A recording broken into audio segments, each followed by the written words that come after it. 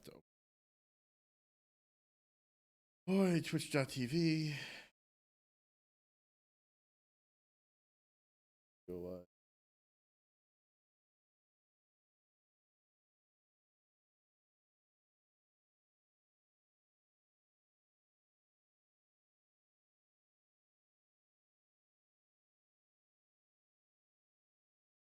Yes, we are. Okay. And transition. Hello, welcome to some Derps Talk About Games. I'm your co-host, Mango. And I am your co-host, Buddy. And today we're going to talk a little bit about, today we're going to talk about the Indescribable Ecstasy of Number Go Up. But before we do that, Buddy, why don't you tell the folks at home what it is we do on this podcast? On this podcast, we are returning to our roots and finally, for once in our lives, not reviewing a movie for like the past like 6 or so weeks or something. Like, holy shit! Well, I mean, look at us go. Last week we talked about revived game genres, so we've been and then we also talked about TTRPGs before that. So we've gotten away from the movies. Yeah, I feel like we're getting back in touch with our roots after just covering tons of movies and like TV shows and stuff recently. But hey, I guess I don't know, 2021 must have sucked for games or something. Okay, so the case study here is an indie game that came out in December of last year, or entered early access to be specific, that came out in December of last year that has very recently kind of exploded and hit it big. This game is called Vampire Survivor. It is a it's an action game that is like retro. It's got 2D graphics. It has very simple kind of controls, but I would say like pretty complex gameplay and systems. The core conceit of the game, right, is that you pick up these items. These items are weapons, and the weapons fire automatically, right? You don't fire them individually. They fire on a set cooldown and in set patterns, and you collect these weapons, you power them up, you pair them with, strong accessories, and you are trying to defeat waves upon waves of enemies that are scaling up, to meet you basically. So there's this sort of roguelike element, there's this very retro element of the kind of the graphics and the style. I mean, it's very clearly like supposed to be a spoof of Castlevania, right? Like the NES era and this SNES era Castlevanias. And like everything's like basically, if you looked at it, you'd be like, this is like a Chinese knockoff of Castlevania, Antonio, and down to like the weird kind of like translation errors, which are supposed to be like I understand puns. Like one of the weapons is piccione, which is like how you say pigeon in Italian, because I think the dev's Italian. And it looks like a white dove, right? Like it's supposed to be a pigeon. It's clearly supposed to be a pigeon thing, right? But like everything else is kind of like vague English, like not quite Castlevania vibe to it, which is I think part of the charm. But yes, and I think if I were to describe, right, like if we were to create a genre whole cloth, right, what would that genre be? You might call it a reverse bullet hell, right? Yeah. Because you are not dodging the bullets, you are the source of the bullets, right?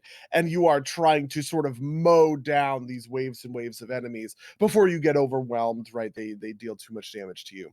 I was immediately hooked, right, by this gameplay conceit, and the sort of roguelike elements, right? Because every match you are gaining experience and gaining levels. Those are temporary, but you can also gain gold, which is permanent, right? So every time you open up a chest, for instance, or there are these kinds of they're called points of light. They're these like little torches on the ground. If you break a torch, you can get like a little sack of gold, and the gold is permanent, right? And you can use it to add bonuses on top of your bonuses, right?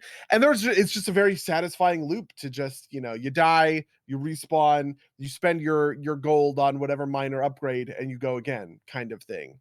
And so yeah, so I probably put like 10 hours into the game so far. What's your time, Matt? I can give you a good answer. 16 hours. Wow, Jesus Christ. Yeah. So I am at 10.7 hours. Yeah. So I have beaten every level on hyper mode.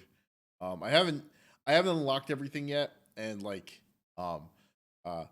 controversially, I have not unlocked Poe, a particular character, because I think he's worthless. Wait, how do you unlock Poe? Poe is what so the different if you look at the achievements inside the game, it'll tell you what characters or like it'll have a little portrait of what you unlock. And I think Poe is unlocked by like defeating some number of enemies or something. Interesting. Yeah, so I think that's neat. Like some of the mechanics are gated off behind mechanics, and then you unlock him, or so rather, getting the achievement unlocks them, but then you have to pay gold to actually use them. Right? It unlocks I see. Okay, yeah, that makes sense. Yeah, so to be clear, the game has multiple different characters. All characters will start with an item, right? And they have their own like passive bonuses, right? So for instance, Antonio, the first guy, as you level him up, he gains extra damage up to a 50% damage bump, right? And that scales over time with other like other heroes will also have similar sorts of buffs and bonuses, that kind of thing.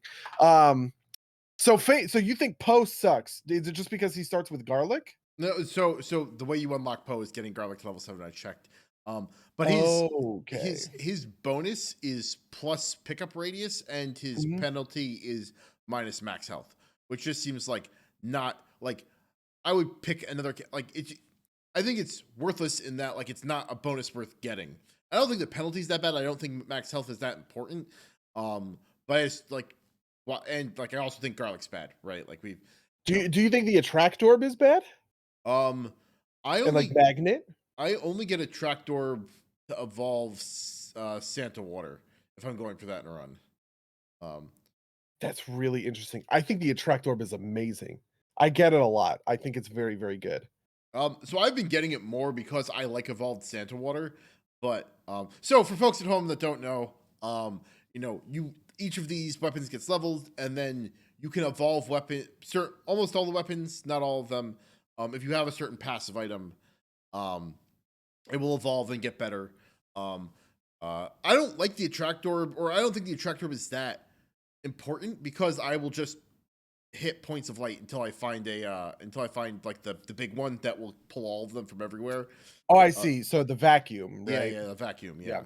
Which is how you unlock the attractor. But like I will admit that like for like really pushing like the limits, which I've started to do, like the attractor is useful because like it's like more things you can pull in before death mauls you. Have you been killed by death yet?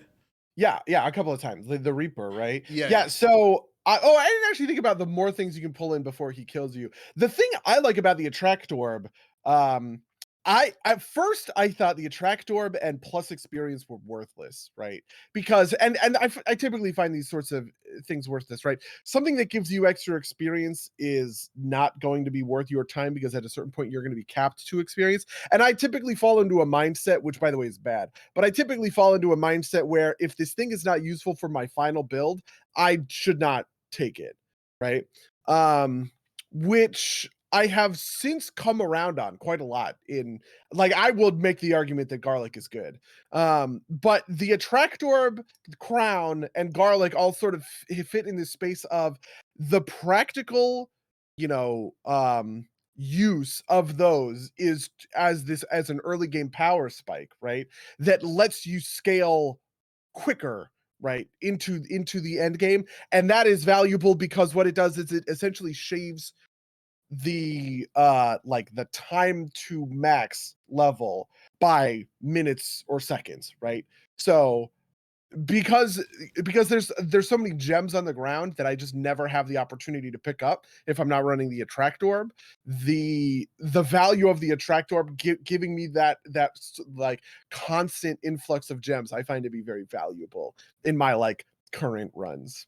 Okay. So I've got a couple things, and I think this is like part of like advanced thinking about like this is one of these games that Yeah. I have started thinking too much about, even though like it ultimately doesn't, because I've beaten No, it, I'm right? sort of right there with you. I also have very advanced thoughts about proper strategy and tactics for the game. So sure, hit me. Yeah. So part of this is like what your ultimate goal is, because like once you've hit, I can survive 30 minutes. You have to find something else to go for, and for me at this point, that's gold, right? Right. And from that perspective, I actually think that the that the experience gain is useful because the experience game bonus levels, you can get an extra 25 coins for every bonus level, and that's Yeah. before modifications, right? I think Attract Orb is less useful specifically because if you're playing like for optimization, you're playing Hyper Library, right? Because you can get 8 passives in the library. Because there are Wait, what? You can? Oh my god. so What? so if you so in the library there will be to the right of the start there will be a stone mask on the ground, and to the left there will be an empty tome, which is the cooldown one on the ground. And if you fill up your passive slots, you can get them and put them on top, right? So, right, yeah, exactly. Wow, that's crazy. Okay. But because this is the only level that this happens on, it has this peculiar quirk where the Green Acres and the forest are open on all sides. The library is like closed on the top and the bottom, which I think makes the level easier in particular. Yep, I agree with you But it there. also makes like this collecting gems problem a much less big of a problem, right? Like if you've got the open area, right? Like you might leave like gems like 500 miles north of you, right? But if in the library you can just kind of like weave up and down the corridor as you go back and forth, and you'll pick up most of the gems. So I think that makes Attract Orb less valuable. Like I've said though, I think that like Evolved Sand and Water is very good, so I go for it. Okay, that's interesting. Yeah, Yeah. I'm Evolved Sand and Water, I have not gotten the opportunity to play with, because at a certain point, I was just testing every single combination to try and find the evolutions, and I evolved Santa Water and almost immediately died, so I didn't even get to see what it Mm. looks like. Like, I understand that it pulls the pools into you, right? Yeah, yeah. With the Attract Orb or whatever, but I just didn't actually do that because I died so quickly. I basically suicided to go get a chest under the assumption it would give me evolved sand water, and I was like, that's fine. Like, That's fair. That's fair. No, it's interesting because um, like the how do I want to put this properly? Like, um, the I have like restarted runs because I wasn't getting like the right drops, right? Like I've gotten to the point where it's like I'm going for this particular run, right? So I actually so part of this is that Evolved Sand and Water dropped on Saturday. Actually, it like hit the main build. oh, interesting. Yeah. Okay. And as did a new character and another new passive, which is revives, right? So I actually finished my like best run, which is the character that gets revives, and then I had revives in the passive because every time death kills you, your bonus gold goes up a little bit. And Mhm. so I screwed up that run. Like it's not like technically an optimal run. One, because they didn't have the out of the meta game money passive maximized, and two, I died once on my way to 30 minutes, which is just me fucking up. Um, but I got over 10,000 gold in the run, which is like kind of like like I'm feeling good about myself. Like what you unlock either Demaria or Mortaccio with like 5,000 coins in a single run. And I got that the first time I did that was by the skin of my teeth.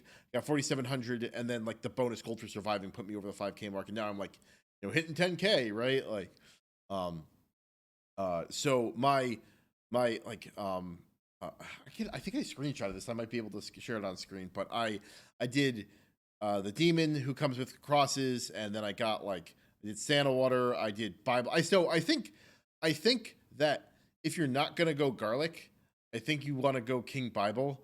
Um and I think that garlic is bad. I think garlic is like if you're pushing to like hit the finish line early on, it's fine.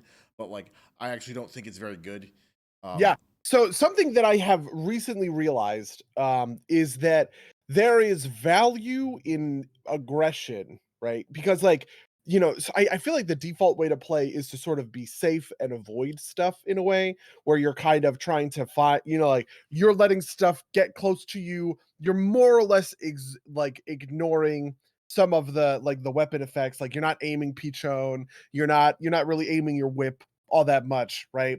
And you're just trying to avoid getting overwhelmed by like forces, right? And I think that's a fair way to play. But there is a different version of playing where you are hunting for kills, right? You are trying to kill as much shit as you possibly can because that drops experience gems and it will level you up. And the best way to do that is to pick up garlic extremely early and use it to one shot bats in the first couple of minutes, right?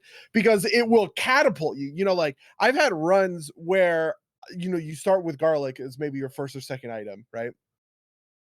And by like the third minute, I'm already level 8. And it's not because, it's not because there's that is way ahead of schedule, just because I'm going and I'm specifically hunting the bats, right? The big bat swarms are coming, and I like go and I soak them up because that's just like so. Yes, that's so much experience. Whereas I feel like maybe another player's sort of default way is to sort of avoid the bat swarms, which lowers the amount of experience gain over time. And so it's about using garlic to keep yourself ahead of the damage curve, if that makes sense, rather than have garlic be the meat of your damage curve. See, I disagree with you. You actually have taken the same position that friend of the cast X takes, which is what I was arguing specifically against. I don't think it gains you that much advantage, especially given the kind of like curve, the exponential curve of the way stuff goes up. I can tell you about library, because X and I did these kind of against each other, and you'll get about a level by 2 minutes in, ahead if you're like mowing things down with garlic. Versus King Bible. And that's also slightly skewed because like I was using Domaria, who has movement speed debuff, like that's his trade-off. But he starts with King Bible, which is why I took him for the point. And I just don't think it's worth the early game trade-off. Like I don't think that like pushing to cap is actually worth that much. Part of that though is also that like because I'm going for specific builds, I'm like basically fishing and trying to like and I'm not always taking like the most in the moment optimal thing because I'm like looking towards like to build a specific end build. And if I'm doing that, like there is some advantage to accelerating, but I just don't think you get that much. Like I don't think like a half-minute advantage at hitting another level is that valuable. Especially when you get like towards the upper levels, like they start spinning faster essentially.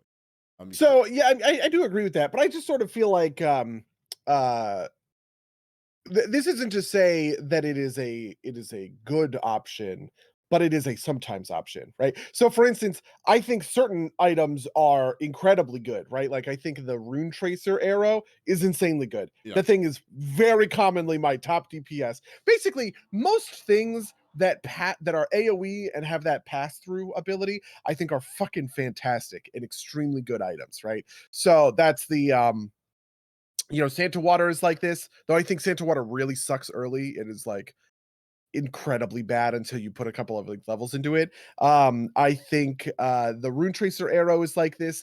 The whip is like this in early game, but it falls off late game. And I'm forgetting one. Bible. Oh yeah, and the Bible, right? Yeah. I mean, the Bible is interesting. I don't like the Bible. The thing I in a weird way, I sort of like garlic in the Bible in different scenarios. What I like about the Bible is it makes me play kind of like like a stop start, right? I'm waiting to see my Bible proc, and when it does, then I'm a lawnmower and I am cutting everything down. And then when it ends, I retreat. You know what I mean? And I have to sort of play it safe because it's off, at least until you evolve it, right? Right. And at that point, it's always on. Oh, also the cross is insanely good. The first time I ever beat the game, it was because I was using the cross and I didn't realize how fucking fantastic it was. But the cross is like insanely good.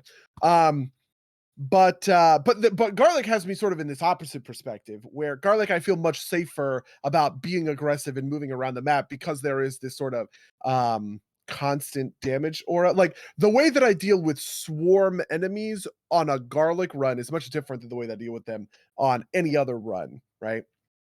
But at the end of the day, I don't like my favorite items are probably like the cross, the knife, See, I don't like the rune knife. tracer. Oh, I love the knife. See. I think the problem with the knife is that like it is is probably the most active weapon in the game because it's in the direction you're pointing, and so like you got to do this like stutter step thing, which I just don't think is like super compelling.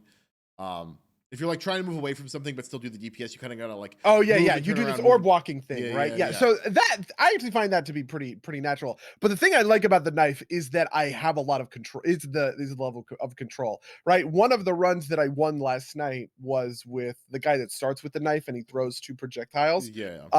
The thing that I find really useful about the knife is eventually it just has so much DPS that you can just keep moving forward, and I feel very safe in that situation, right?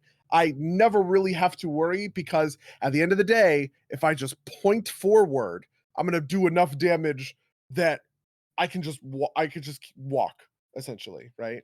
And that's that's like a comforting feeling, which is why I pick the knife a lot. That's I also fair. tend to like projectile builds because, like, you might notice all of those the cross, the rune tracer arrow, and the knife all synergize really well with like the duplicator, where you're running multiple projectiles with people who have multiple projectiles, with the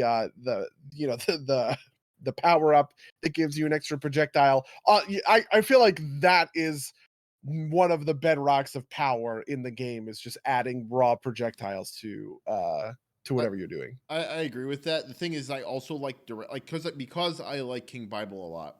I always pick up Mhm. the duration, and like none of the base projectile weapons scale with duration, and so like Rune Tracer does, which is good. Yep. Santa Water does. The birds do, and like the clock lancet, but the clock once I did a run on Demario where I just did all duration weapons and I picked up the clock lancet, which is interesting, but I think ultimately not super valuable. Like I rarely ever pick up Laurel. I rarely ever pick up Clock Lancet. I pick up Laurel pretty commonly, actually. A lot of the time, Laurel is my 6th item, where I feel like I have a pretty powerful damage. Like I have a suite of damage. I'm like, all right, this is good enough to get me to the end game. I have, the upgraded cross. I have the upgraded, whatever, like fireball. I have the upgraded axe, maybe.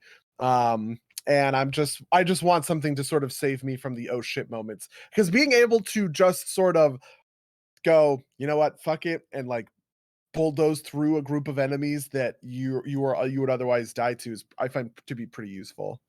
Interesting. Interesting. See, I don't think it's worth the slot.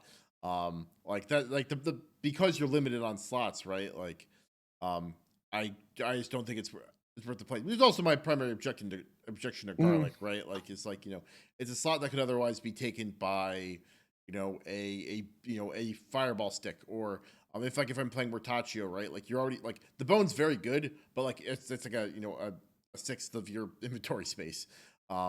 They or your Do weapons. wait, you think the bone is good, or I think the bone is very good. Yeah. oh, okay. Oh, Yeah, yeah. wait, then why is it like garlic? No, so it is not bad. It's just like you only have 5 slots to work with for the rest of the build in the weapon space. Oh, Because okay. right, Sure. like and it doesn't evolve, right? So like you don't have um like you have to be basically bone based, right? Like if you're playing Mhm. Mortaccio. Apparently it can draw I've heard in a very kind of like my internet, my uncle works at Nintendo kind of way, right? That like you can get the bone on other characters, but I've never seen it drop outside of I have never seen it drop on anybody else. I love the bone though. My first win was on Mortaccio mm, because I would this was my I got the bone and I got the cross. And I didn't evolve weapons until maybe 8 hours into playing. I just never had the correct combos. Specifically because I tended to like items that didn't pair with other ones. Like the first one I did was the axe. And I remember thinking at the time, I didn't even take the axe to or take the AoE thing to evolve the axe. I took it because I had Santa Water, and I was like, "Oh, I'm gonna make the zones on my Santa Water bigger." And then I evolved the axe, and I was like, "Wait, what the fuck? This thing like changes?" Um, but on Mortaccio, just had like having the bones, having the cross. I think I had knives. I just had a bunch of things, and I just was like a projectile murder machine, and it was pretty gross. Do you like yep. the fire wand? That one was interesting. You mentioned the fire wand. Yeah, so I like the fire wine because when it evolves, it passes through things, and also Yeah. like I think that spinach is just a very good passive, and it's the weapon that goes with the pass. Like I like it. Okay. Like I pick it up because one, it targets something, right? Like it's not like completely random. Yep. Um, but also like I just think spinach is very good, right? Like, and it's the thing that goes with spinach, and it also like scales with things that like it scales with a bunch of things, right? Like Um, on on the library, right? Like usually my last weapon is going to be either the fire wand or the magic wand. I prefer the fire wand, but it's kind of like, what you get and like whether or not I can justify holding out. Oh, Um, I do like the magic wand a lot. I think the evolved magic wand is very good, but mostly not as like a raw like some of my thinking is that I have raw DPS tools, right? But I also need precision tools. Like so for instance, I like the birds as a raw DPS tool, which is to say at the end of the dungeon, at the end of the map, I am going to see the birds did a bunch of DPS. Or also the rune tracer arrow is like this, yeah, right? I'm just going to see that thing did a lot of DPS, right? But very rarely do I think that the rune tracer arrow is good at keeping me alive in a sort of in a way because it's right I can't count on it right. essentially, right? Which is part of what I like about the knife, right? The knife I can count on a lot and I can make decisions around the knife that keep me alive by just going, well, I know that if I point my nose here, I can mow through enough guys that I will create a safe lane for myself, right? And that's the same reason why I like the wand. Is because, especially when you evolve it and it's just like constantly firing, because it is always targeting the thing closest to you, it kind of creates a little sort of a sort of like zone of impenetrability in a way Yeah, yeah, where if anything gets too close, I at least know that my wand is going to be there to help, to help fend things off. And that's not going to equal a ton of DPS at the end, but I don't need that because I have 8 rune tracer arrows with max duration who are going fucking, buck wild or whatever the case may be. yeah. So this is something I don't know, but like, first of all, or the things I do know is that like the wand doesn't scale with area, the wand doesn't scale with duration, right? But the other thing is that like, I don't actually know if the constant weapons, either the knife or the evolved knife or the evolved wand, I don't know if they actually scale with projectiles. I need to actually look that up. Because Do you get more projectiles? but like when it's constant, like is like Oh, interesting. I yeah. didn't think about that. Yeah, no, I know, right? Like this, it's like Yeah. Yeah, the one thing I don't like about the wand is if you want to evolve it, you take the cooldown reduction, but it loses the CDR essentially, right? yeah, Because once you max it out, it doesn't have a cooldown anymore, which is great. But it sort of means one of your passives it doesn't affect one of your other items. right, Um, which and I don't like taking both the wand and the knife. They kind right, of fill the same sort of tactical slot in my head. yeah, yeah, But I did do a run that I ended up winning, but I did do a run where I took both. And I remember thinking in the late game, I was just like, man, I took the stupid fucking DDR tome, but it's only hitting 4 of my weapons. And I think right, actually it was maybe only hitting 3 of my weapons because I may have had something else that didn't scale with CDR. yeah, No, I think everything else does. yeah. So something that I think is like a deceptive one, and one that I wanna see if I can build around is the pentagram, because the pentagram, I've never been able to make the pentagram work. yeah, because It constantly fucks me. it destroys everything on screen, but they don't drop anything. I apparently Yep. it drops more stuff if like you have a high luck. Um, and I've seen posts on the Vampire Survivor subreddit that like if you make the last thing you take, maybe it can be worth it. But Yeah, I almost the thing that fucks the thing that fucks you with the pentagram is it kills the bosses and yeah, you don't get the chests, right? Which are really like a really important piece of the puzzle because it takes so long to kill the bosses and a lot of the time it's very hard to kill them. You just kind of have to whittle them down over a long amount of time. And that leads to these situations where the pentagram is just ticking away and I'm just like, I'm gonna proc the pentagram any fucking second. All of this damage on this stupid blue bat is like going fucking nowhere.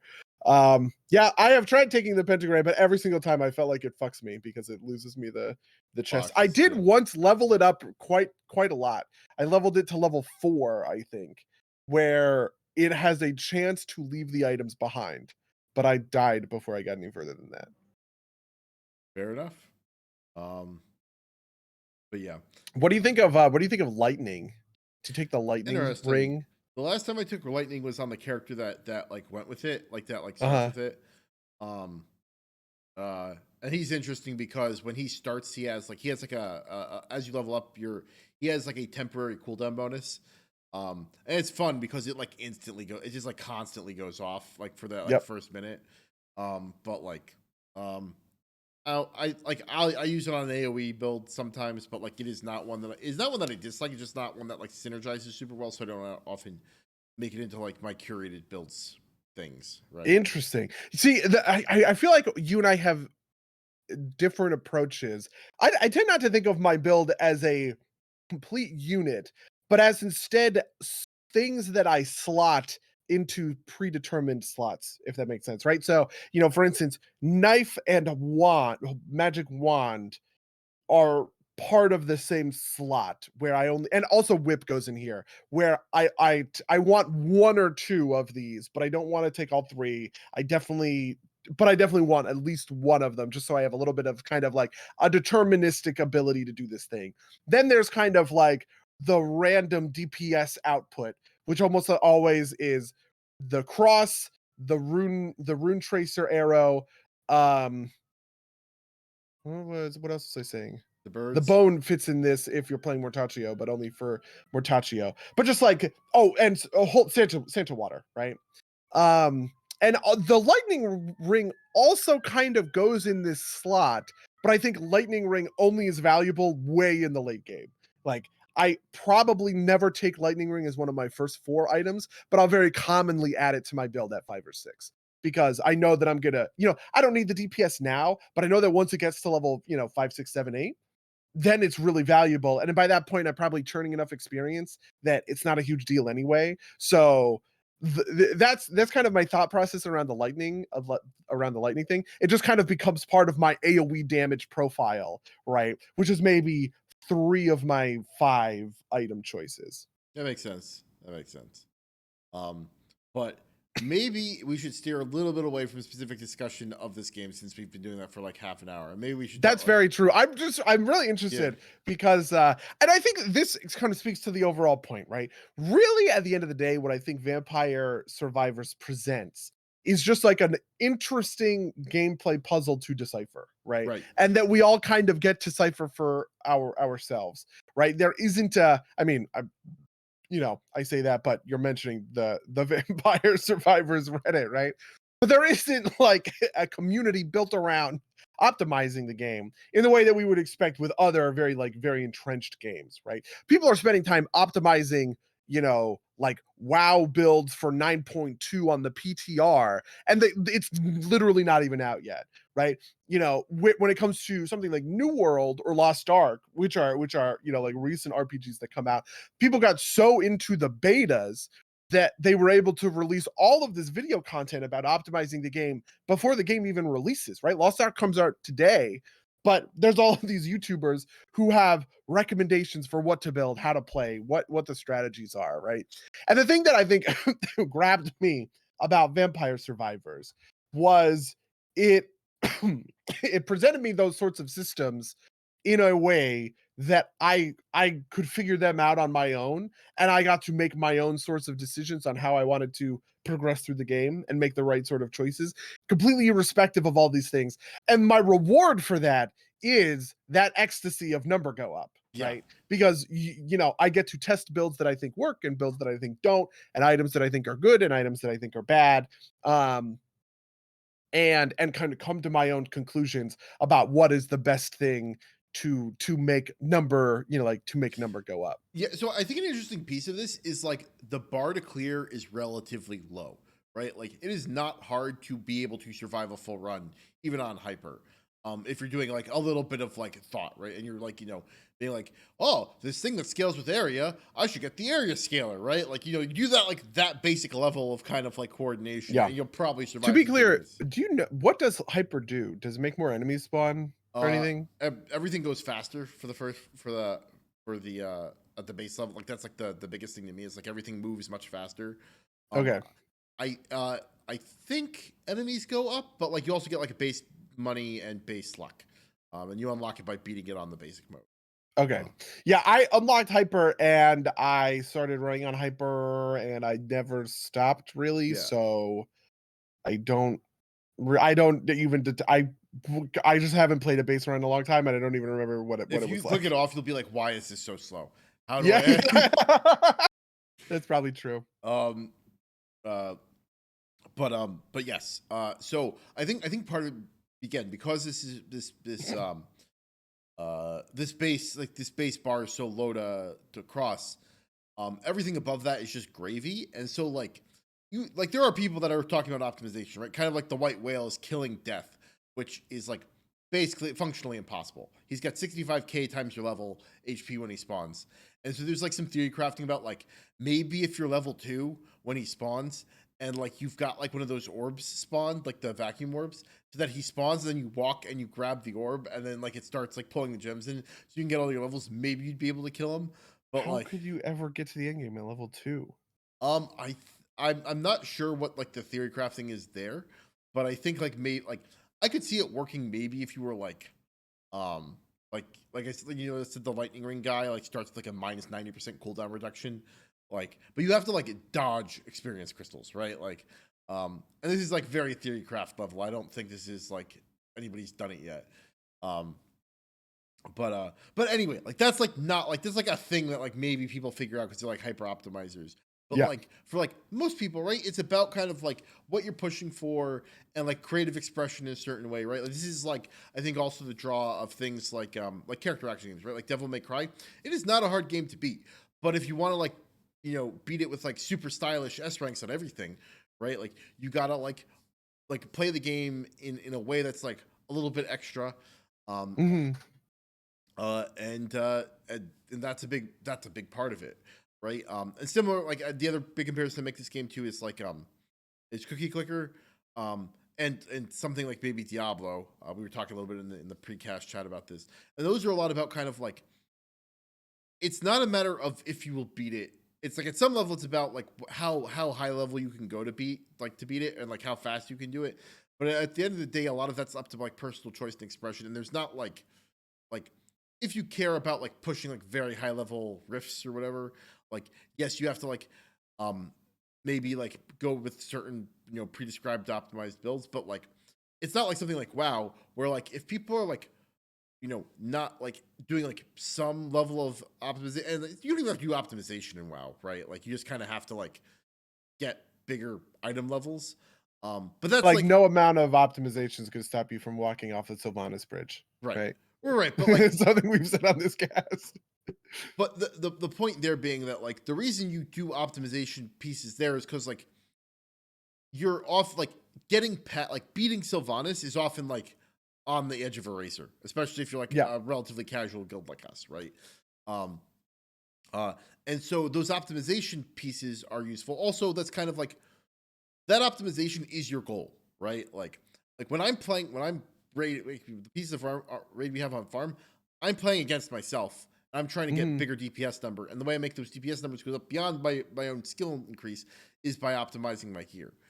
The way I make gold go up in this game is somewhat optimization, but it's also like much more amorphous, right? Like raw number isn't exactly that. It's like it's how many points of light I kill and how many drops I get out of that, like luck tied to the chests. And like yes, experience that gets in excess of my max level so I can spawn more gold bags, but like that's like that even that like the experience isn't tied to raw DPS necessarily, right? Like Mhm. because there's like excess DPS, like there's tons of excess DPS, right? Like if I'm killing low level enemies, I only need enough enough to kill that like that enemy. Anything above that, but I also need to balance that against like killing bigger enemies. So there's like a lot of kind of like there's like Yeah, not as like there much are some levels that I think are kill points, right? So for instance, when the werewolves spawn, I think that's a common kill point where you have to have a good build by that point or you die because the werewolves are just too fucking healthy and they'll right. kill you. And I think there's a couple different one of those, kind of throughout the game, where at a certain point, the vampire bats are another good example. The green zombies are another example where, the wave that spawns is this thing, and you either are putting out DPS numbers or you are not. And that's kind of, like that's really the only kind of like tuning hurdles that somebody has to get over. And to be honest, I really don't think that it's even that hard. Like I get past those with garlic all the time, even though garlic isn't a high DPS thing, just because you can kite them out, you can dodge, you can kind of plan around these sorts of things, and make it through those levels, even if you have low numbers. So it is not an incredibly punishing game when it comes to just like the raw DPS output. I agree with you a lot. Yeah. But I think that's part of the draw, right? Like because it's not so punishing, you can kind of like have this fun of designing things without worrying about like, am I being optimal? Yeah. Um, and like you can, but like, and if you can do that if you want, but it's all for fun essentially, right? Like, you know, all like I have had this argument with X about garlic, right? It's like your runs are sucking and you're getting less gold than me because you're making this suboptimal choice, but it doesn't ultimately matter, right? Like who cares at the end of the day? It's bragging rights, right? Yeah. Um, it's a matter of self expression, which I think is fun. It's also super iterable, right? Like a half hour, right? And if you lose, you can like drop out. Um, and it's quick, right? Like this is a game that has caused me like relatively local like minor problems. It's like, oh, I'll pop on like for a break during the workday and play a game, and then I'll like just play too much of it, right? Like because it's like Yeah, well, it's because I think of it in 30-minute chunks, right? But what happens is you die, and you're like, "Well, that doesn't count." You know what I mean? And yeah, then yeah. you do another run, and you die in that run, but that one you died 12 minutes in, and now you're 27 minutes into your 30-minute break. And then your third run you win, but all of a sudden you spend an hour when you meant to only spend 30 minutes, like that I absolutely feel that. No, that's happened to me several times, and for me, it's a lot of like, oh, I got a drop where I have to pick one of these items that I don't want in my build, so maybe I should restart like now. That way, I don't waste any more time, right? Like, Oh my god. See that I would never do that. I've never once said that. But which is maybe I think at the end of the day, I think all of the items are good. yeah, And I it would be there have been times where I think to myself, this is no way I'm making it out of this, right? Something that happens is I sometimes have too much randomness in my build where it's just like I have a lot of DPS, but it's all, it's Pichon and it's the rune tracer arrow and it's the fireball, like all of these things I can't count on, right? And I feel like I lose runs to that because hey, when things aren't predictable, the numbers don't line up and you get swarmed sometimes. That happens, sort of thing. But I don't think I've ever given up a run. I've definitely because you're always around the corner from another chest is what it feels like, right? And like I guess in my mind, the opportunity cost of, well, there's a boss spawning soon and maybe I can kill it and get the chest makes it worth it. so this I only do this when I'm like I like when I'm playing a game now. I want to build a specific build and see if I can push numbers, right? And if I don't hit that, like I don't want to spend the extra like you know 18 to 12 minutes playing that out because Right. I just don't think it's like Yeah, it's a difference in the definition of success or failure, right? Like, yeah, as far as I'm concerned, if I get to 30 minutes and I get killed by the Reaper, more or less that's a successful run, even if I make 2,000 gold or if I make 5,000 gold, right? Or whatever the number would be. yeah.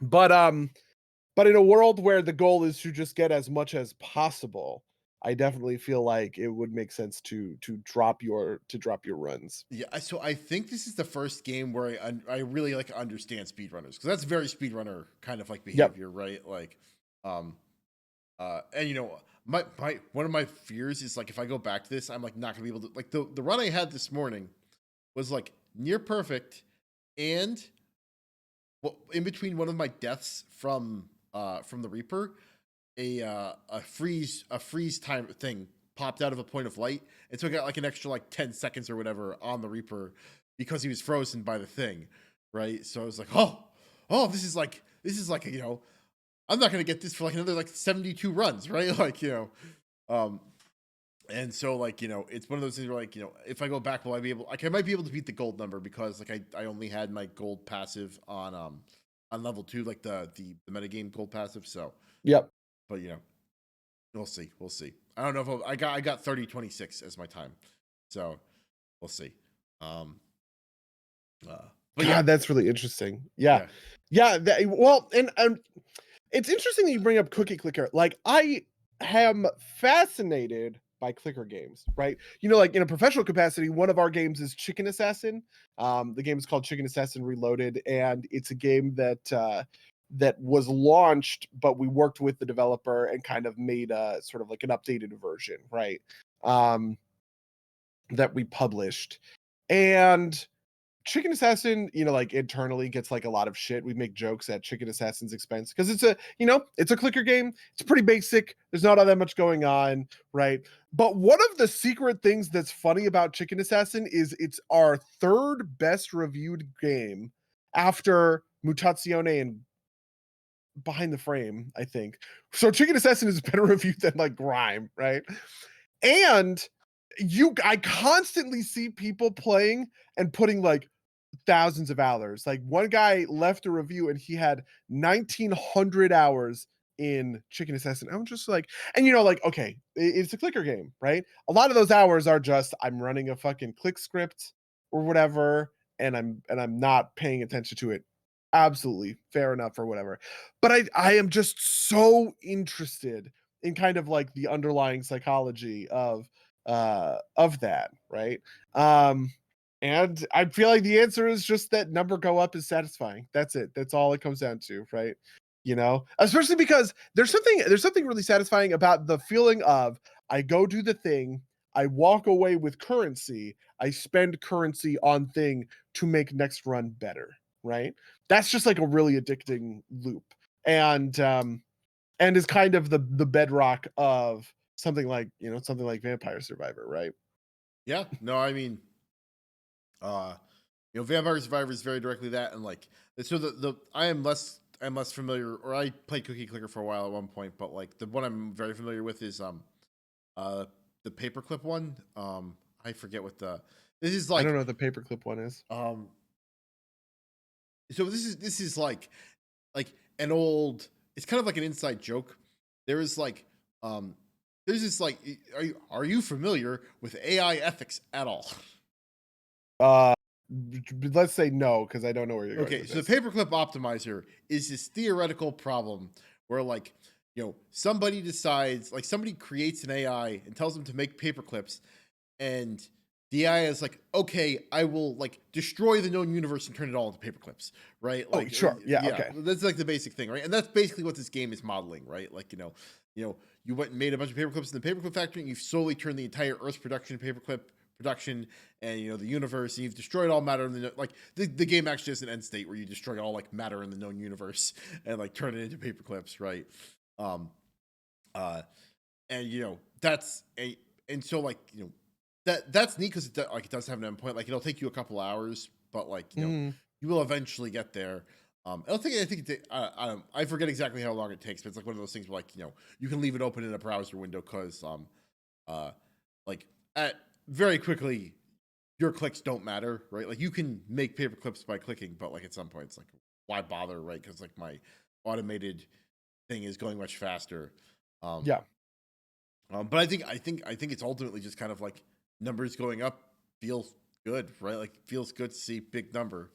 I like and I do think it is a little bit more complicated than that. Like, so for instance, I don't think someone would play a clicker that is just a button, and when you hit the button, it says +1, right? I fucking say that. I'm sure this exists somewhere, and like people have done whatever, right? But like, I do think that it is important for clickers to have systems that are more complicated than that. In the same way that I think it's important for a lot of games to have systems that are more complicated than that, because there is a lower bound, right? There is a threshold under which I am just clicking a button and that's not fun and I don't care, right? But the drive to look at a system and optimize it is maybe what I think underlies the thrill of number go up, right? So to put this in another way, when I think of something that I've been playing recently, like Anno 1800, right, which is a city builder, but like the city builder is about optimizing this system, right? I have my colony in the old world, and my colony in the old world is making bread, it's making beer, it's making sewing machines, right? I have my colony in the new world. My colony in the new world is making rum, it's making coffee, it's making gold or whatever. And part of that game is to reach the higher echelons of the system.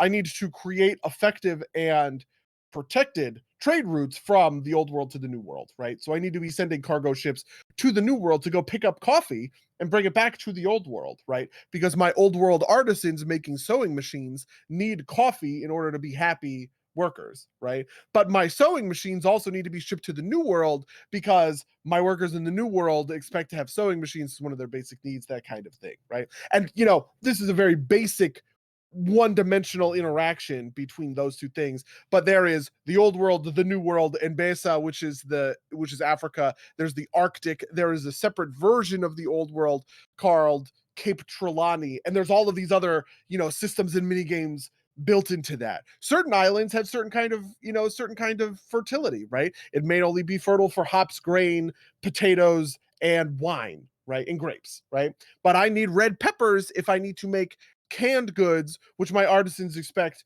to make, canned to work, right? They need happiness to work. I need canned goods to fulfill their basic needs. Now I need to go settle a new island, and then that island has cargo ships where it is just sending red peppers back to the mainland or whatever. And it's just like, take it really what the game did, right? Was it presented me with a completely sort of barren system devoid of optimization and said, fix it.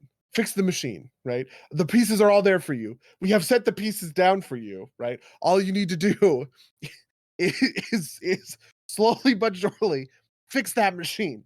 And in a certain sense, I think that the same sort of thing applies to a clicker, right? But like the systems are just completely different. You're not optimizing trade routes, you're not protecting trade routes, you're not, going to war with pirates, all this other sort of stuff. You are, earning different amounts of currency to automate the clicks to make the machine better and more optimized, right? And so I guess that's sort of my thesis for today's episode. Really, it is about putting a sort of systems puzzle in front of a person and asking them to optimize the puzzle, and the output of the optimization is the plus ones, right? Is the number go up? But at the end of the day, the fun of the puzzle is the thing that is like providing the dopamine hit, essentially. Yeah, you need like enough control, right? Like, cause like you said, it's clicking a button and making the number go up probably isn't enough, right? Like you need like something along the lines, and that's why I think for instance, I fell off of Cookie Clicker is because like it was all about like just like different ways to make the number go up a different way, but there wasn't enough variation there for me to like care, right? To like Sure. there's like not a lot of skill aspect there, but the paperclip machine, if paperclip, if I remember correctly, there's like this like weird kind of like stock market mini game in there that you could use to like if you time things right, you have to pay enough attention to like sell things at the right points, so you could like multiply your money and then use that to like jump up to the next level, because it's like it's all about striving for kind of like the next thing, right? Especially in the clicker type games, but like this is actually, I think, the big problem I have with Diablo 3, which is with the seasons, which is that because the seasons have like a set that you will get if you hit a certain point, that's like that's like a massive power spike, and everything past that is like nothing, right? Like there's no like like your power curve has turned into like a power step, and like it's like a little bit, big step, and then it's a little bit, and it's like ceases to be compelling. I think what you want is like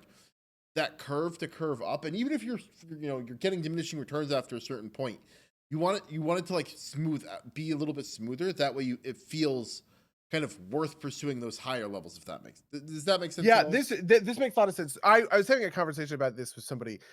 The process is honing, right? So for instance, we were talking about WoW. My thing with WoW that I think Shadowlands has proven to a certain extent is that the big steps in player power need to come early, and then it gets more and more fine-tuned over time, right? So for instance, like something that people complain about is these conduits, right? Which are spec specific and affect your class and your gameplay a lot of the time, right? Sometimes they're pretty invisible passives, like these aren't getting a new spell big, right? But they are sort of they definitely are hitting players in a different spot than something like gem slots do, right? Where there's this drive to max out my conduits because they affect my spec-based gameplay. But when maxing out your conduits is put at the end of an incredibly long grind, it makes the whole thing feel weirdly top-heavy, right? Because the thing is, I feel like I want those conduits so bad, right?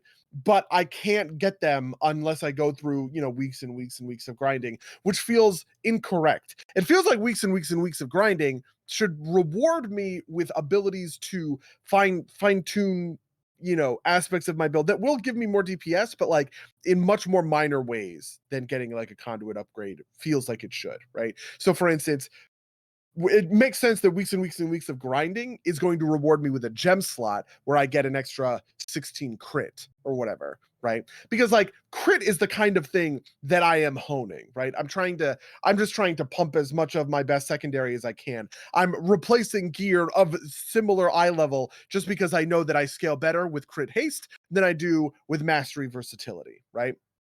Um, and one of the things that I'm thinking about in these sorts of terms is like legendaries, right? Where at this point in the expansion, legendaries are pretty effortless to get. But when we began in the expansion, they were actually quite difficult, right? And I think that the curve over time of how easy it is to get a legendary is reflective of this principle in action. Legendaries are seen as foundational keystone elements to a specs build and play style. There are certain specs whose entire build revolves around the thing that their legendary does to enable them to do things better, right? So a good example of this, shout out to my friend Stoops, would be Mistweaver Monk, right? Which uses crits to shorten the cooldown of a very important ability, right? The whole build is just around getting crits to shorten that cooldown as low as possible. And the thing that enables that is a legendary, right? And when I think about something like Diablo, right? Putting the power in that step and having that step come relatively kind of like late in the process, right? You have to level a character to max. You have to start clearing these rifts, right? You have to clear rifts at higher and higher level. That feels very strange when the biggest boosts to power are the things that I want to happen first, if that makes sense, because they tend to be the thing that define the entirety of the build going further. But that said, I also think that there are weird incentive structures around that sort of thing. Like, so for instance, one of the things that is interesting about conduits is they feel mandatory, but they are functionally not, right? The difference between a conduit that I get out of a world quest box, very easily attainable, right? Item level 226, and item level 252 conduit that I farm 6 weeks every day for, right?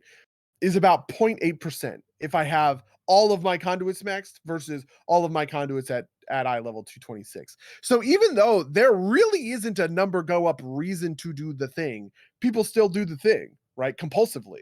And they kind of ruin their own gameplay while they're at it because the imagination is sort of making the number feel like it is more important than it is.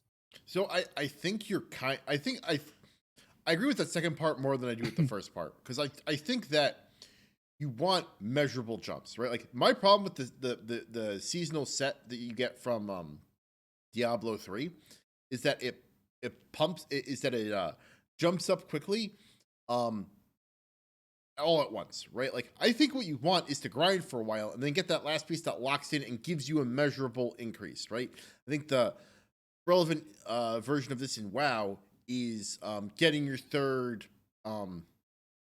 you're getting Chart of domination. yeah, your final set based chart of domination that gives you a measurable power increase, and that feels good to kind of have that like moderate to large thing that comes at the end. I think that's the problem with the conduits, right? Is you want that jump to feel like the jump feels like it should be bigger than it is, and I think you like for something that you're grinding for forever for, um, it's like I think your honing point is slightly wrong in that you want to be able to be like, and I did this, and this gets me the jump. I think this is the thing with the cookie clickers, right? Like, I have waited for 15 minutes, and now I get the thing that makes my number go up that much faster, right? Like, and and that's the thing that like that gives the dopamine. It's like a real and understandable and kind of visual thing, right? This is how it works with Vampire Survivor, right? Like, you get like you hit that evolution point and all of a sudden your weapon works differently and it just mows down a line of enemies that like maybe you weren't having trouble with before,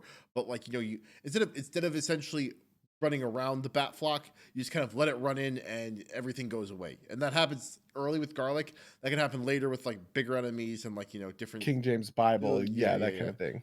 Yes, exactly. And I think you do need a pretty moderate step up. Not to say like, I think like run to run, you want like marginal increases to come pretty frequently, right? I think the thing that you pointed to is slightly off in that. I think if you're doing a 6-week grind, I think you want that all to be minor, but you want it to be like if your end is like a 5% increase, you want to be doing 1% week over week, right? So you feel like you're building something. Whereas if you want a 6-week grind for something that's like 1, you want it to be like a big impactful jump. And like maybe I've got the percentages wrong there. Yeah, no, I get that. That makes sense to me.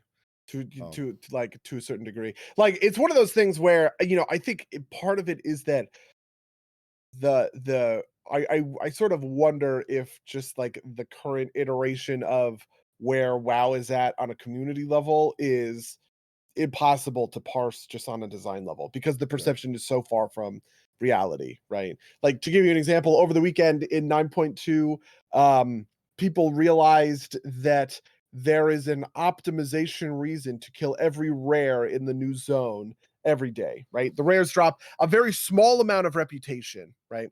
So this is how legendaries work in the new zone, right? You complete the 5 weeks of the Covenant campaign. So after 5 weeks, you get a legendary for free.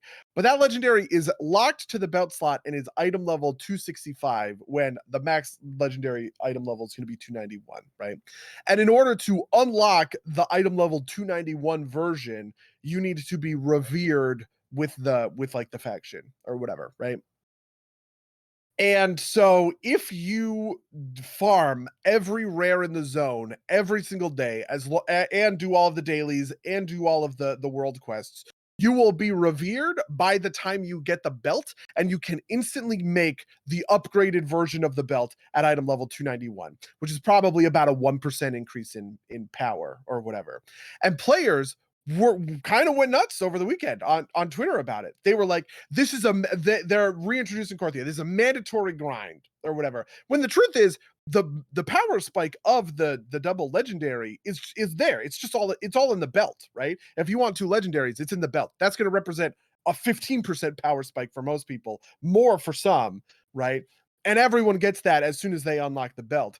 But the question is it worth it for me to burn myself out and obsess about killing every single rare in the zone every single day in order to make sure that I get the upgraded version of the belt on day 1 instead of waiting a fucking week and doing it like, on when I just happen to get there. Yeah. Maybe I'm just running around, I kill a rare every once in a while, and I get it a week or 2 after the belt comes out. And I feel like the reasonable response to that is you just sit on the belt for a week or 2. Like, it's not that big a deal. You'll get there, and like in that week or 2, it's probably not going to make the difference. I could maybe believe that over the course of an entire season, it might make a difference. There might be one wipe, where 1% power difference in your thousands of wipes of rating would have mattered, right?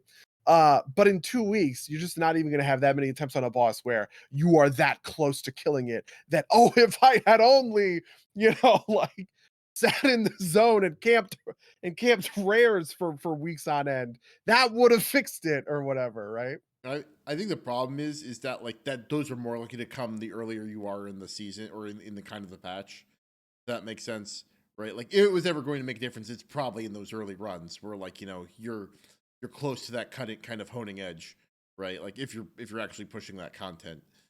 Yeah, well, so for the Race of the World First and these kind of like world first guilds, that mostly won't matter, right? Because they'll already be done by the time that we're fair. 5 weeks into an expansion, right? The raid basically almost always dies in week 2 at this point. I don't think there's ever been a Race of the World First that went into 3 weeks. So it's like, I don't know. I just feel like that is the part of that is the culture of optimization around WoW, not really caring about numbers and mostly caring about sort of the idea of optimization, right? Yeah. I understand that philosophically, kind of sans numbers, I could have a more powerful legendary. I don't actually know how much more powerful. I'm not crunching the numbers to see the difference between a 291 legendary and a 265 legendary, but I just know that there is a more powerful version of it, and I want to get that version as soon as possible, and therefore I am willing to water finds a crack my way into, you know, having that kind of thing happen, even if like on a kind of like more reasonable, you know, I was to say like a risk reward cost benefit analysis, I would probably say it's not worth it. It is not worth, you know, Yeah, the kind of investment. and what's one of the easy solutions is just take that rep bonus off of rares, right? Like, Yeah. and then like you'll get it 2 weeks later anyway, and like, you know, is it not a mandatory grind anymore because like you have to get it later? Like, I don't Yeah, know. I mean, well, what I think they're actually going to do is keep the rep bonus on the rares, but instead just put a big. Right now, the weekly quest doesn't give any rep, and people are expecting that that is going to get a big rep bonus. And the amount that you will get week over week will be so much that it just won't matter. Yeah, that You makes know, like sense. that. You a person kind of just playing the zone normally will get to revered at about 5 weeks in anyway, just because, you know, there are these big steroid injections of rep that come, you know, that come here and there. But I just think that all that stuff is sort of like interesting on kind of like a psychological level, right? Yeah, sure. Especially because WoW has a unique thing that something like Vampire Survivor or like Cookie Clicker, Anno 1800, none of all of these are single player games, right? I am not maximizing my Anno 1800 nation state or whatever for anyone else than myself, and for kind of just the joy of looking at a broken system and fixing it and optimizing it, right? But in WoW, I do have an obligation to my teammates, essentially, right?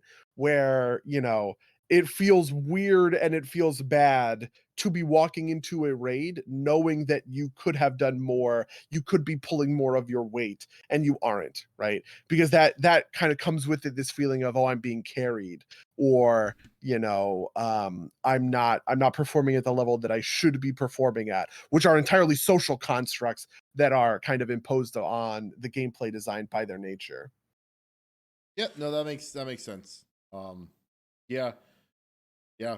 I mean, what are you gonna do, right? Like we've talked about WoW optimization for a long time, and we're always like Yep. players are wrong. Um, can you so this is maybe a good transition into our weeks. Can you explain to me like because I actually haven't paid any attention to the 9.2 stuff. So this like the legendary you get, is it like what is it, unique per faction? It is your covenant legendary that is non-exclusive with other legendaries. So the reason it's a double legendary is this one singular power gives you the effect of your covenant legendary while also not counting against the cap, right? So you can have are using invoker No, no. the So this is the thing, right? Like, is it like I am using the Covenant Legendary currently? I mean, it's the Stomping. yeah, so you will get to add invoker's delight on top of that. Ooh, or Ring of Yeah. Death. Or Ring of Death. Death, Yes. yes, Yeah, yeah. yeah. So that's how it works. You know, I think honestly, I'm a little depressed by this because I loved the idea of having two legendaries, but I'm pretty sure it was just like a balance nightmare. There are certain legendary combos that would just have been insane. So they opted instead for this, like, okay, everyone gets their covenant legendary by definition, right? And you have your second legendary on top of that, right? So Okay. whatever, you know, whatever that second legendary looks like. That's fine. The reason I was here is like my current legendary is my belt. Am I gonna have to like make a new one before the new pack? But if it's the Covenant legendary, then I'm already Yeah, set. you will probably instead make a new version of whatever you want to pair with, Yeah, you probably know, the Invoker's Covenant Delight for most things, and then switch it out for rings for other things because that's what I do. for fun, you know, Well, when it also when it like matters. there are specific fights where like in this raid, right? Like I use the Death Ring on Fate Scribe and on Kel'Thuzad, right? Because I'm like actually surprised they used on Fate Scribe. I because guess they line up kind of well, the ads. yeah, no, I mean not only that, but like so any fight that like requires you to move around a lot, which that one does, like my Phalanx stomps, just like I'm not standing on them enough to make like the increased chance of doubling them up worth it. At least it's my Right. view on Yeah. it. So you know, I'd rather have the ability, the touch of death. It also gives you know me free things, and it also like it occasionally comes in clutch, right? Like you know, like this thing was about to go off, but I killed it instantaneously, right? Like and I suspect that we could like if I really cared enough, we could optimize around it a little bit better, right? Like I think that like I could be like, no one else come with me to Kel'Thuzad to like this Kel'Thuzad tank ad because I will touch of death it and it'll be Yeah. on. I just I'm not on the comms enough to talk about that. But I also just like it better, right? Like I think it's super fun. Is my background doing this kind of like color? Your background has been doing this color shift thing Yeah, all day, I wonder what's the causing whole that. time in the podcast. I don't know if anybody watching in the stream can like, I don't know, It's confirm or definitely deny, like an but auto white balance thing, but like I can see it happening. So I wonder. See, I think it's when I lean to like the side. Yeah, I don't know. But besides any of that, how's your week? I honestly mostly played Vampire Survivors and Anno. I mean, it, it is a weird thing walking into Anno 1800 3 years after it came out with 3 season passes. I it's you're playing against computers, right? And Anno might have some of the best AI I have ever seen in my fucking life. These AI are incredibly aggressive at points when I am legitimately very weak, and they fucked me. They legitimately showed up and fucked me, right? Um, and I have clawed myself out of that sort of bad situation. Basically, what was happening was I was already in the red because one of the things you can do in Anno is you live in the red, but you sell huge amounts of high value goods, right? So for instance, a sewing machine is worth a lot of money and you can go take it to a merchant and you can sell that sewing machine for whatever, let's say $1,000, right? So I pump a ton of production into sewing machines. I'm now making however many, maybe 300 every 5 minutes, right? And I take those 300 sewing machines in a cargo ship down to the merchant and I sell my 300 and they each go for 1,000. I've now made 300,000 gold, right? Well, if my burn rate is 10,000 gold a minute, right? I'm easily making up that difference, right? Even though I'm like burning really hard. And the thing is that the supply lines are actually so intricate that it can fucking annihilate you if somebody really fucks with, like that schema. What ended up happening was I sailed my cargo ship alone too close to this person's shores. They destroyed the cargo ship, and I was like, oh my god, first of all, that's $300,000 like sinking to the bottom of the ocean, but I'm also staring down a clock because I know that I'm burning 10k a minute and I have like some tiny amount, $50,000 left in my fucking like bank account. Like what am I going to do? And then like and at that point it's like, well, how do you kind of like dig yourself out of the hole? And that was like really interesting, right? But part of the thing that has created this opening is there's just so much to the game now that I just feel like I can't keep up with the AIs, right? So, like I said, there's the old world and the new world. This is what launched with the game, right? Old world being a pastiche of Europe, new world being a pastiche of South America, essentially. And then they added Mbasa, which is Africa, the Arctic, and Cape Trelawney, which is another version of the old world, but in a different location. So it's kind of like doubling up like what happens in the old world. But there's also all of these like little mini games now, right? It's like, so for instance, they added like a diving bell, so you can have a diver go and search through shipwrecks, right? And you can get items out of that. That's actually like pretty useful. But that's like its own little mini game. You get a treasure map. You got to look around the map. You got to decipher what island it's talking to. The treasure map marks the red X. You got to sail the salvage ship, dive the guy, pick up the thing, bring the scrap to the guy, and all of that like requires focus and attention, right? Um, or another example of this might be, I sit there and I'm like optimizing my stuff in Embasa. The thing about Embasa is that you need to irrigate your stuff, right? So you have to be like building canals off of a river in order to fertilize the land. Otherwise, it's just parched and barren and you're not getting any production out of it or whatever. And that's a process that takes time. But I'm constantly getting these notifications that are like, your ship is under attack. and then you go look at the ship, and then you got to send a frigate to defend the ship.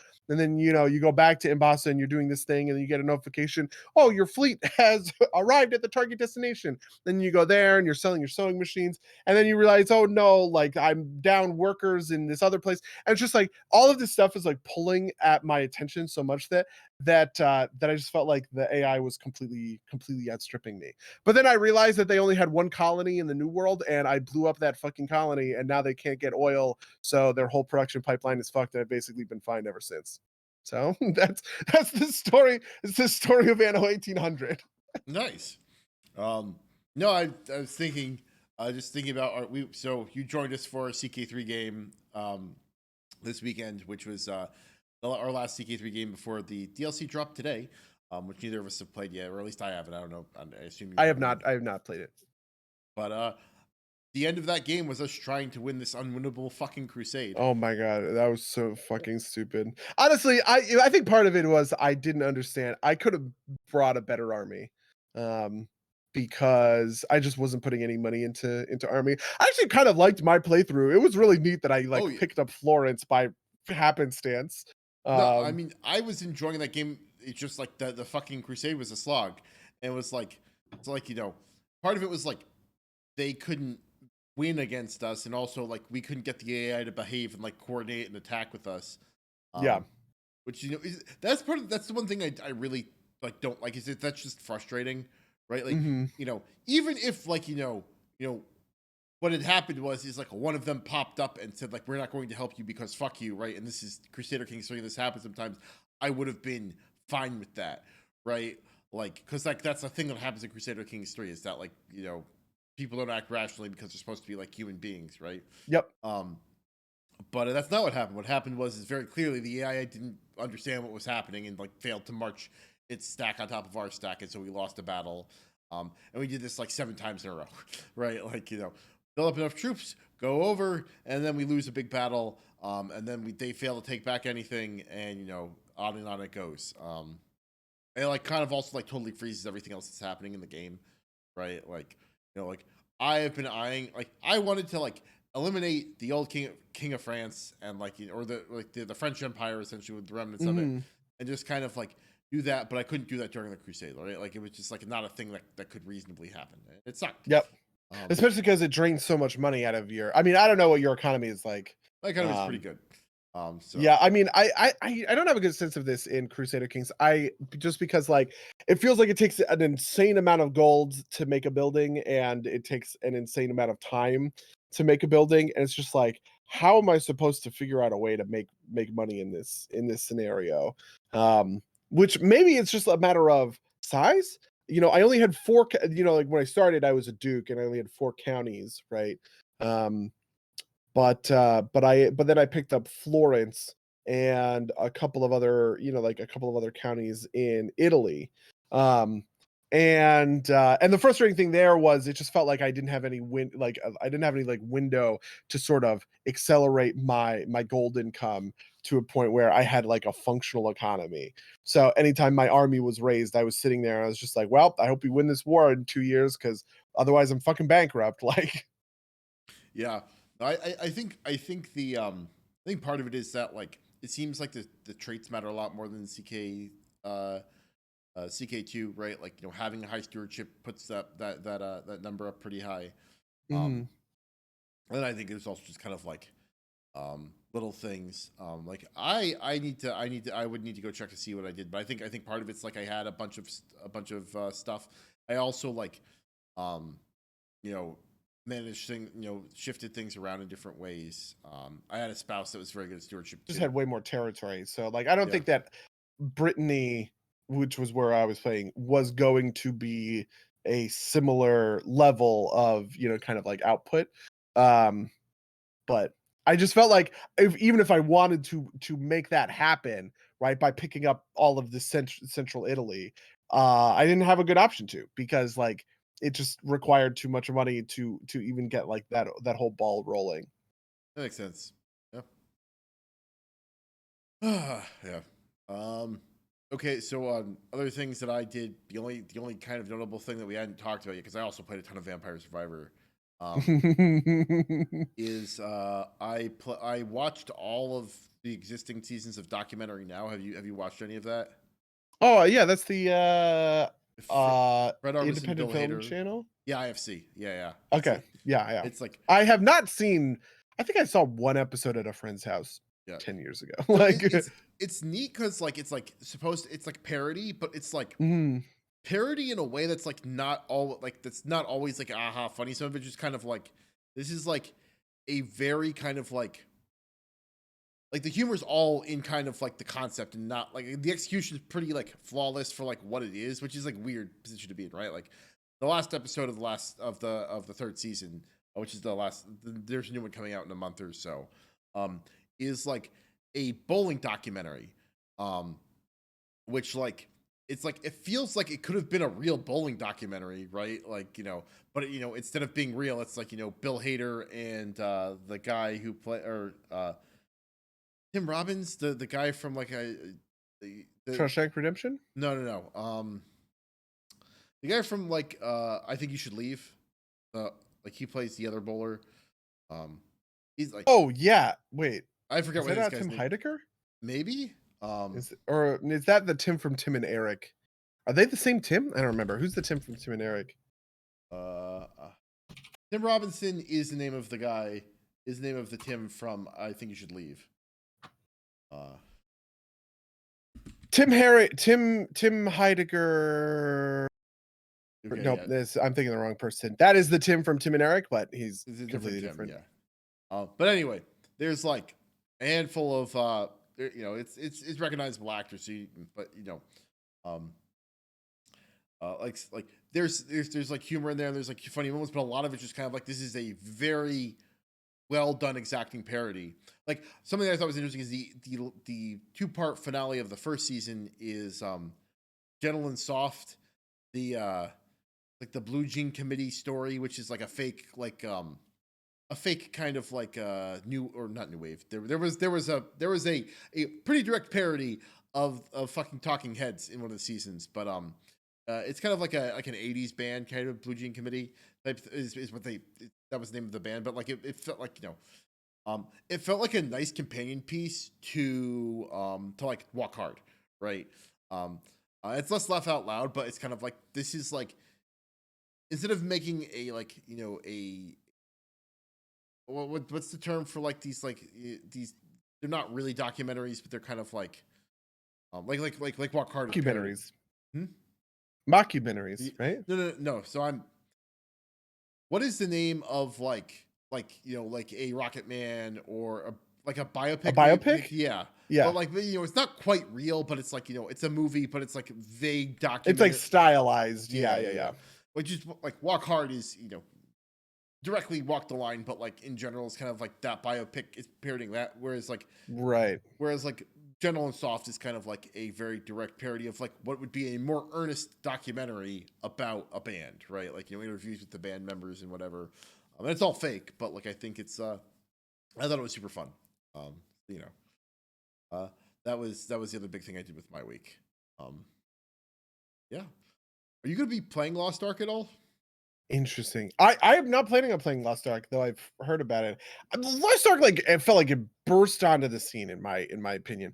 All that I didn't hear about any of this until like last week when all of like the big WoW Twitch streamers were talking about playing Lost Ark, and I was like, oh, it's it's a new MMO. Maybe it'll be like New World. I'll play it for a week or two. And then I looked up and it's a fucking Diablo, and I was like, how are people? It's Why? also not new. Like this has been around for like 3 or 4 years in South Korea and Russia. Um, Oh, okay. Amazon is republishing it in the West for the first time. Um, there's like a whole bunch of stuff there. Like I'm not sure if it's pay to win or not. I have not like Well, I have heard, yeah, I have heard very conflicting things yeah. about the So status of it being pay to win. part of it is very definitely pay to win in South Korea and Russia. Like because it's like in that model. Mm. And there's like some question about like how much of that they've stripped out of it and like obfuscated at least a little bit, right? Like Yeah, I also think that like even just the term itself is complicated, right? yeah, People we've say, had "Oh, episodes wow, on this, right? yeah, yeah, yeah, it's pay to win because of the token," right? So it's like the question of Yeah, no, what does that even mean or constitute in Yeah, a game. friend of the cast. So the game didn't actually release today. It releases in 3 days, but if you buy a founder pack, you get 3 days early access or whatever. Yeah. Mm. Um. Uh. So I was discussing this with, again, friend of the cast X, and I was like, it sounds pretty pay to win because like you can buy, like you can get like a currency that you can then trade directly on the auction house for like upgrade materials. And this is the way that these like Korean style MMOs generally go, is like the way you get power is you upgrade you upgrade your items, but there's a chance of failure, and so you just keep kind of going. And there's ways to soften that. It seems like Amazon softened a bunch of it, but it seems like you can pretty directly just like pay for materials and like upgrade your stuff that way, and that seems pretty direct to me. I'm not sure if that's the case, so I need to do some more investigation on that. But X's counterpoint was like, well, in WoW you can pay for like to be carried through a raid, and so that's pay to win, and so there's no effective difference. And I think maybe he's being a little bit cheeky with that, but like I'm like, there's a world of difference there, right? Like, I mean, just recently, WoW banned boosting, right? They banned what are called boosting communities, right?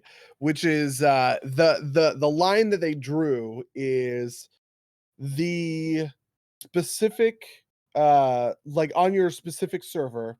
If a guild on your server wants to run a boost, go to trade chat, advertise a boost, and then the person advertising invites you to a group and you run a 15 and get the gear out of it. That is a fair and like legal boost, right?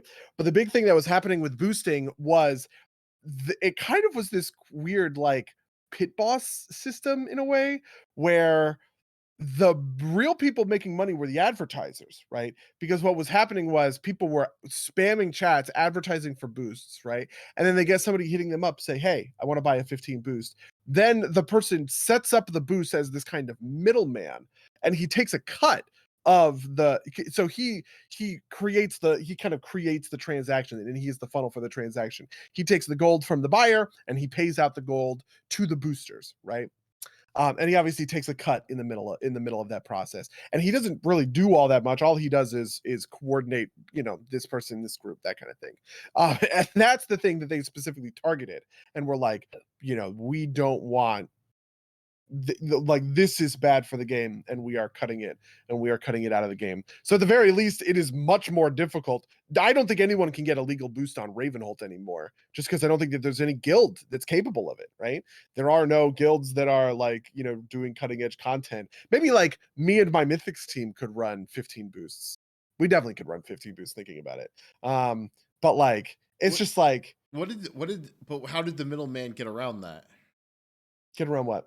Like, presumably, if the team still exists that can boost, right? Like, why does the middleman enable that beyond? You said no one on Ravenholt can get boost anymore because this middleman doesn't exist, right? Like, presumably the guild that would be doing the boosters would still are still accessible. The boosters are on a different server. As soon as it's cross server, it is illegal, essentially. If I buy a boost on Oh, Ravenholt, I need people on Ravenholt to boost me, right? okay. Whereas on Illidan, Area 52, Thrall, right, Tichondrius, which are the biggest and most kind of like hardcore servers, I'm sure you could get a boost there because that's where all the big, like the big guilds are, right? Oh, But and so on, but the middleman is the person. The middleman is a yeah, person on Ravenholt that knows people on these big servers and can provide that link. correct. And so the Yep. problem isn't the middleman's status; it's the linking piece. Like, Well, yes, and also that the middleman doesn't participate in the activity. So my understanding, this is all very unclear, but my understanding is also it's illegal if I on Ravenholt go, I'm gonna advertise a boost for our guild. I say Sanctuary will boost you, right?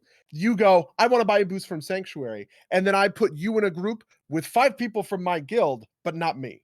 If I'm advertising, I have to be the person running the content, essentially, right? I don't understand that. Like, I don't understand what the point of this rule is, but like, I don't understand I why this. so I so my understanding is that I mean I don't know, it's complicated. My understanding is that boosting is a huge like piece of WoW, right? Right. Like it is this thing that, you know, it is, and it has existed for the longest time. But Wasn't now like the you new can, CEO like boosting people like on his like first day? Wasn't that like a minor controversy? yeah. Mike Ybarra, he is Yeah. was part of a Mythic raiding guild, and they were running, you know, AOTC boosts for people.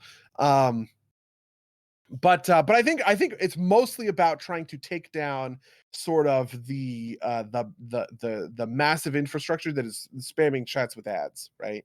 Because if you're attacking that advertiser, you are preventing like trade chat spam, where people are just sitting in trade chat spamming the boost thing over and over again, right? Or they're making, you know, these group finder listings that are for not real groups because they're advertising a boost in the little message. Those have always been illegal, by the way. But like, you know, this is the thing that they're trying to crack down on by making the bread and butter of boosting, which is being able to advertise on every server in a region, right? And pull buyers from all of those servers and funnel them to, you know, these groups of hardcore players who are located on these couple of servers.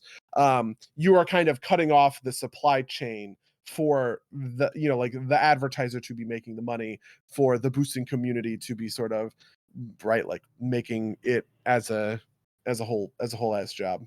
I don't know, it's fascinating. I would love to like dig into this, especially because like just I sort of want to like peel back the layers in the way that like it's fun to understand, to like read a book about how like the mafia was run, right? Just like what how does the economy of this like boosting community work, right? And I'm sure at some point it's RMT. I am Oh yeah. 1000% sure at a certain point it is, you are a booster who is taking in all this gold from boosting, and I'm going to wash my gold into cash by trading it through RMT to somebody. Yeah, it makes sense. Yeah, I believe that. Um, well, we're running up on time, and we've got raid to go to, and we didn't get to the other thing I wanted to talk about today because What I was the other thing forgot. you want to talk about? NFTs. Since Oh, Akupara, yeah. So we'll get into this. We'll get into this next time. In the back half, I don't think it's like a full episode's worth of things.